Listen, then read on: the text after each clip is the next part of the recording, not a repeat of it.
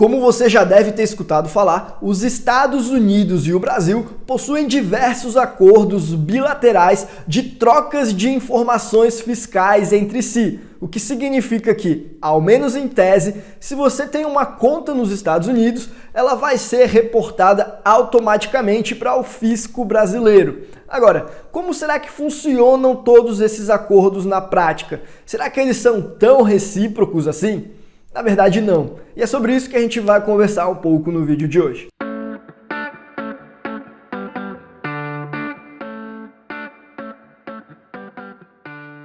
Fala pessoal, como é que vocês estão? Eu me chamo Guilherme, eu sou advogado e eu tenho ajudado diversas pessoas a economizarem dinheiro com estratégias de planejamento tributário eficiente. E aqui no canal da Capital Global, a gente conversa sobre investimentos e sobre empreendedorismo. E o nosso diferencial é que a gente acrescenta informações sobre planejamento tributário e também sobre internacionalização, o que eu me sinto confortável a fazer e eu acredito que não tem nenhum outro canal aqui no YouTube trazendo essa mesma abordagem também, ao menos não em língua portuguesa. Então se você gosta desse tipo de conteúdo que é do interesse aí de quem quer prosperar financeiramente, alcançar a maior liberdade financeira, considere se inscrever aqui no canal, porque eu tenho certeza que você vai gostar bastante de todas as nossas dicas. Já ativa o sininho também e já clica no botão de like. Afinal, a gente está na série que o pessoal mais gosta, que é Domingo Offshore, e a gente vai conversar sobre um assunto que você não encontra com a menor facilidade, que é como que funciona na prática os acordos de troca de informação fiscal entre países como os Estados Unidos e o Brasil. E bem, antes de mais nada, eu preciso deixar claro que você tem a obrigação, como residente fiscal no Brasil, de declarar tudo que você ganha para a Receita Federal Brasileira. E aí não importa se você ganhou no Brasil, nos Estados Unidos ou no Japão, você tem a obrigação de fazer isso, no contrário você vai estar cometendo algum crime fiscal. Não faça loucuras. Agora, nem em todos os países vai ser assim. Isso acontece porque o Brasil ele tributa a fonte de renda mundial. Agora, alguns países eles só tributam fonte de renda local. O que significa que quem mora nesses países, se teve lucro em outros países, aí não vai ser tributado não. Por exemplo, quem mora no Uruguai e ganhou dinheiro nas bolsas de valores americanas, não vai sofrer imposto de renda sobre esses valores, porque o Uruguai só está interessado na renda que o Uruguai, ou o cidadão de qualquer país que mora lá, tiver auferido dentro do Uruguai mesmo. Mas enfim, isso é outra conversa. Eu só trouxe a título de curiosidade. O importante é saber que você realmente precisa declarar. E aí muita gente fica com aquela curiosidade também de saber se, cara, e se por acaso eu tiver esquecido de declarar esses valores que eu tenho na minha conta lá nos Estados Unidos? Qual que é o real poder de investigação que o fisco brasileiro possui e com qual facilidade que ele vai descobrir sobre a existência dessa conta internacional? Bem, aí você precisa olhar os acordos de troca de informações internacionais e como que eles funcionam. Como eu já até pincelei naquele outro vídeo que eu falei dos países que têm acordos de troca de informações fiscais com o Brasil, alguns países possuem esses acordos, só que na prática eles não têm tanta efetividade assim. E eu até mencionei os Estados Unidos. Eu vou deixar esse outro vídeo aqui no izinho para que você possa conferir. E aí naquela ocasião diversas pessoas me perguntaram: tá, mas Guilherme, e os acordos que os Estados Unidos possuem com o Brasil? Você está falando que eles não vão reportar? Mas eles possuem o FACTA, eles possuem a CRS, eles possuem o TIEA. E aí, como é que fica tudo isso? E essa confusão é muito natural, porque se você vê as notícias que são dadas sobre esses acordos, parece até que ter uma conta bancária lá nos Estados Unidos significa que a Receita Federal Brasileira ela vai ficar sabendo da existência dessa conta de forma automática, como se fosse igualzinho uma conta doméstica mesmo, como se não existisse mais diferença para esse fim, a conta ser aqui no Brasil ou a conta ser lá nos Estados Unidos. E realmente, se você olhar, os acordos eles têm uns nomes bonitinhos, assim como troca de informação recíproca e automática. A primeira cláusula fala isso, só que se você estudar um pouquinho mais a fundo e for até a página 2, você vai ver que esses acordos eles não são tão recíprocos assim. Na verdade, eles dão aos Estados Unidos o direito de coletar muito mais informações de americanos que possuem conta aqui no Brasil, por exemplo, do que dão ao Brasil o direito de coletar informações de brasileiros que possuem contas lá nos Estados Unidos. E o que vai surpreender muita gente é que, tomados alguns cuidados, os Estados Unidos podem ser considerados, na verdade, como um paraíso fiscal para muita gente. Na verdade, para todo mundo que não é americano, praticamente. Só que, cara, isso é muito bom porque os Estados Unidos vão ter todas aquelas vantagens de ser um país com sigilo e menos tributação para os estrangeiros, e eles não vão ter todas aquelas desvantagens que os paraísos fiscais têm, que eu já falei naquele vídeo que eu vou deixar aqui no izinho para que você possa conferir também.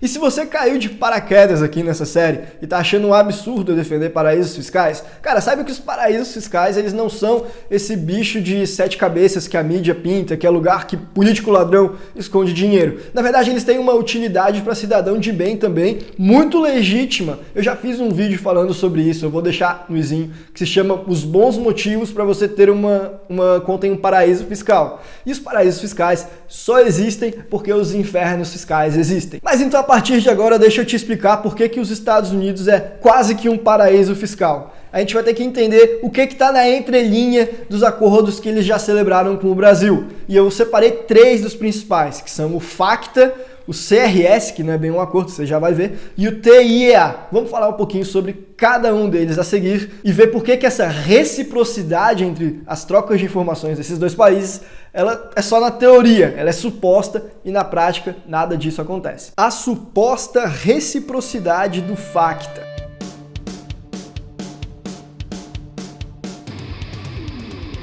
O principal acordo de trocas de informações sobre contas estrangeiras que o Brasil e os Estados Unidos possuem celebrado entre si é o FATCA. FATCA é uma sigla em inglês que significa Lei de Conformidade Tributária de Contas Estrangeiras. E se a gente for ter o rigor técnico, o FATCA em si não é um acordo. Na verdade, ele é uma lei americana, e aí para os Estados Unidos conseguir fazer essa lei valer no mundo inteiro, ele saiu fazendo acordos com outros países para que os outros países reconhecessem essa lei. E no Brasil, esse acordo foi assinado e culminou no Decreto 8.506, que nada mais é do que o texto do FATCA traduzido para português. E muito mal e porcamente traduzido, diga-se de passagem. É até mais fácil entender o texto em inglês do que nessa tradução brasileira, por mais que você seja até leigo em inglês. Mas isso não faz tanta diferença. O que importa é que o FATCA está em vigor nos dias de hoje e ele é um acordo de troca de informações que, em tese, é automática essa troca e ela também é recíproca. Só que na prática ele não vai ser tão automático assim e menos ainda vai ser recíproco. Por exemplo, o FATCA define a expressão conta dos Estados Unidos a ser informada e também define a expressão conta brasileira a ser informada. E a definição das contas de americanos que precisam ser informadas pelo fisco brasileiro ao fisco americano, ela é bastante ampla. Por exemplo, o gringo que tem conta aqui no Brasil, seja ela no nome da pessoa física ou seja ela no nome de uma empresa da qual ele é sócio, o governo brasileiro sempre praticamente vai ter que informar aos Estados Unidos. E não vai ter que informar apenas o nome e o cadastro de quem é o titular, não. Vai ter que informar também o balanço dessa conta e vai fazer um due diligence para ver se o dinheiro que está nessa conta ele possui uma origem idônea. Agora, a recíproca não é verdadeira. A definição de quais são as contas de brasileiros lá nos Estados Unidos que precisam ser reportadas pelos Estados Unidos ao fisco brasileiro, ela é bem restrita, ela não vai ser ampla. Na verdade, são algumas hipóteses apenas que essas contas vão ser reportadas. E as informações são o básico, vai ser o nome e o CPF, não vai ter que falar balanço e também não vai ter que fazer um due diligence. É isso o que a gente tem aqui na linha BB do artigo 1º do Decreto 8.506, que é também um trecho do artigo 1º do FATCA. Esse aí que eu acabei de colocar na tela. Basicamente, o que essa passagem está falando, traduzido do juridiquês para o português, é que o termo conta brasileira a ser informada significa aquelas contas que o brasileiro tem lá na gringa e que se enquadrem na opção número 1 ou na opção número 2. A opção número 1 fala que os Estados Unidos precisam reportar para o Brasil as contas de depósito que sejam de indivíduos considerados residentes no Brasil e que tenham mais de $10 depositados. Conta depósito significa basicamente toda e qualquer conta bancária, seja conta corrente, conta poupança e por aí vai. Para quem tem curiosidade, a definição legal de conta de depósito está na linha T desse mesmo artigo 1º. Agora, o ponto-chave aqui é a passagem que fala em conta de indivíduo, porque isso significa que são apenas as contas de pessoas físicas que estão nessa opção número 1 de contas de brasileiros nos Estados Unidos que vão ser reportadas ao fisco do Brasil. As contas de pessoas jurídicas de brasileiros lá fora, portanto, elas ficaram de fora dessa primeira opção. E será que elas vão ser reportadas? Para começar a responder essa pergunta, veja a opção número 2 de contas de brasileiros lá fora que são reportadas para o fisco do Brasil. Aqui vai estar previsto, em primeiro lugar, a obrigação de os Estados Unidos reportarem para o fisco brasileiro as contas de brasileiros nos Estados Unidos, pessoas físicas que não sejam contas de depósito. Beleza, isso significa que se for pessoa física e for conta de depósito ou não for conta de depósito, aí vai ter a obrigação. Agora, continua aqui então. No caso de contas mantidas por empresas abertas por brasileiros lá nos Estados Unidos, também vão ser reportadas as contas que não são consideradas contas de depósito e que a fonte de renda depositada nessa conta seja dos Estados Unidos, mas que a empresa tenha se declarado como residente fiscal no Brasil para não pagar imposto por lá. Então essa definição é bastante confusa e pode ser que você não tenha entendido o que ela quer dizer. Deixa eu te explicar então. Em primeiro lugar, ela é confusa de propósito, porque significa que só vão ser reportadas as contas de brasileiros que cumpram com todos esses critérios que são citados aí. Então restringiu bastante quais vão ser as contas que vão ser reportadas. E deixa eu te dar um exemplo prático para você entender como que funciona isso. Então vamos dizer que você, brasileiro, tem uma empresa lá nos Estados Unidos, uma LLC em Delaware, por exemplo. E aí você fez a abertura da sua conta por meio dessa empresa. E aí você declarou que essa empresa ela não é considerada americana para fins fiscais porque você não tem renda lá nos Estados Unidos.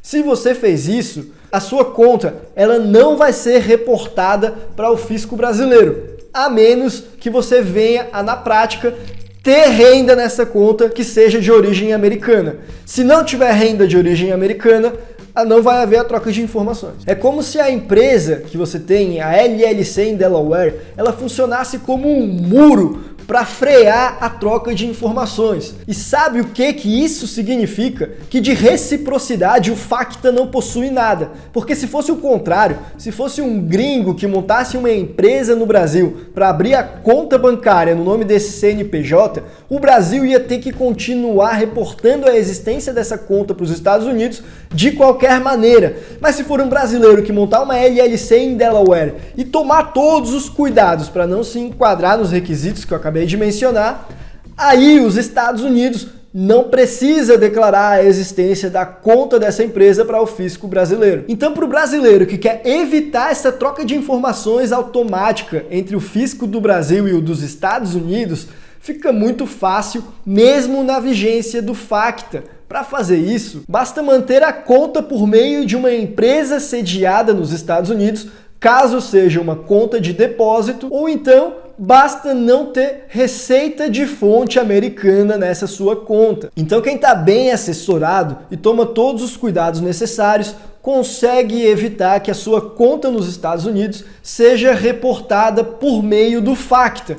Lembrando que não tem nada de errado em evitar o FATCA. O que você não pode fazer é você não reportar lá no seu imposto de renda. Agora, se você não gosta do FATCA por algum motivo e quer contorná-lo, não há nada de ilegal nisso. E quanto aos outros acordos que o Brasil possui, será que eles também têm essa falsa reciprocidade com os Estados Unidos? Bom, vamos falar um pouco sobre eles. CRS, o maior programa de troca de informações fiscais do mundo.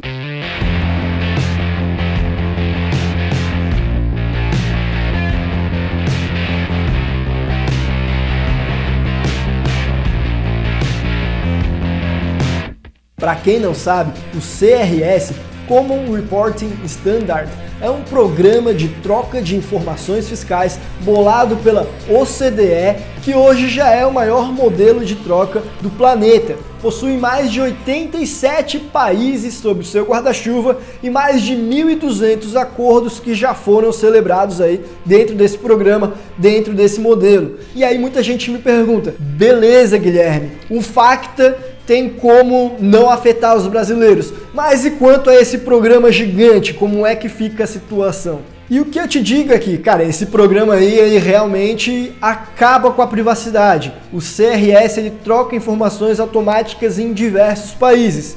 Só que o ponto aqui é que, para surpresa de muita gente, os Estados Unidos não assinou o CRS, ele não participa desse modelo. O que significa que, bem, na prática, ele não te afeta se a sua conta for nos Estados Unidos. Se for em outro país, provavelmente, mas nos Estados Unidos não. E aí muita gente pergunta, então é só uma questão de tempo para os Estados Unidos entrar nesse acordo? Afinal, tá todo mundo aí, os Estados Unidos não vai ficar de fora dessa oportunidade. E a minha opinião é que, hora ou outra, eu até acredito que os Estados Unidos vai acabar participando desse programa sim. Só que isso aí tá muito longe de acontecer, mas bota longe nisso. Porque, se você for parar para pensar, os Estados Unidos já possuía o FATCA.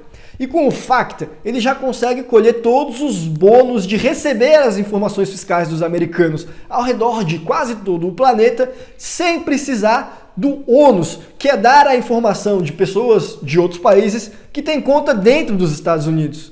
E por causa disso, ele não tem reais motivos para participar do CRS. Isso vai importar um custo para ele, que é o de controlar essas contas de estrangeiros que eles possuem lá e que ele não está disposto a assumir. Tanto o custo de manter essa base de dados atualizada, o que não é nada fácil dentro dos padrões exigidos pela OCDE nesse programa, como também o próprio custo de oportunidade, porque isso significa que muita gente que tem conta lá justamente na procura de maior sigilo e privacidade vai pegar e ir embora. Ele não quer afastar esse pessoal de lá. Ele tem muito a perder com isso. Definitivamente os Estados Unidos não têm o menor incentivo para participar do CRS e a tendência é que ele continue por muitos anos sem participar. E o último acordo que eu quero comentar é o TIEA. Só que esse acordo ele tem muito pouco de utilidade. Primeiro porque ele não é genérico, que pega informação de todo mundo, e menos ainda automático. Na verdade, ele é para casos muito específicos, em que há uma suspeita de que o pagador de impostos cometeu algum crime e por causa disso, para apurar se é verdadeira essa suspeita, aí vai ser pedida a informação, seja dos Estados Unidos para o Brasil ou do Brasil para os Estados Unidos. E aí, para evitar que a Receita Federal ficasse plantando verde para colher maduro, ou seja, ficasse pedindo informação de todo mundo sem ter um real motivo, até que acabar descobrindo ali por acaso algum crime cometido por alguém, eles delimitaram diversos critérios que precisam ser cumpridos na hora de formular um pedido de informação. Por exemplo, precisa falar por que tem a suspeita de que cometeu um crime, precisa mostrar os fortes indícios desse crime, precisa delimitar bem o que é e por qual período que vai querer de informação e também precisa demonstrar que já esgotou todos os meios de tentar conseguir essa informação sem precisar pedir a ajuda lá dos Estados Unidos. Ou seja, é um pedido difícil de cumprir com todos os requisitos. E tendo o FATCA, tendo outras formas de conseguir essas informações, é pouco provável que a Receita Federal brasileira vá utilizar desse artifício. Ele existe, mas acabou caindo em desuso, porque até mesmo o FATCA, com todos os seus inconvenientes, ele acaba facilitando mais para a Receita Brasileira do que o TIEA. Feito esses esclarecimentos, eu termino esse vídeo te lembrando que isso aqui não é assessoria jurídica de investimentos nem de nada e que eu só falei sobre esses acordos com um intuito educacional para você entender um pouquinho mais de direito internacional. Não faça loucuras e você tem a obrigação de declarar para a Receita Federal Brasileira tudo que você tem fora do Brasil, se você é residente fiscal por aqui. E sempre procure um advogado especialista de sua confiança ou então um contador para tirar as suas dúvidas pessoais. Isso aqui não dispensa uma assessoria. E se você gostou desse tipo de conteúdo, considere se inscrever no canal e manda aí no grupo dos teus amigos que podem se beneficiar desse tipo de informação. Um abraço, a gente fica por aqui e até a próxima.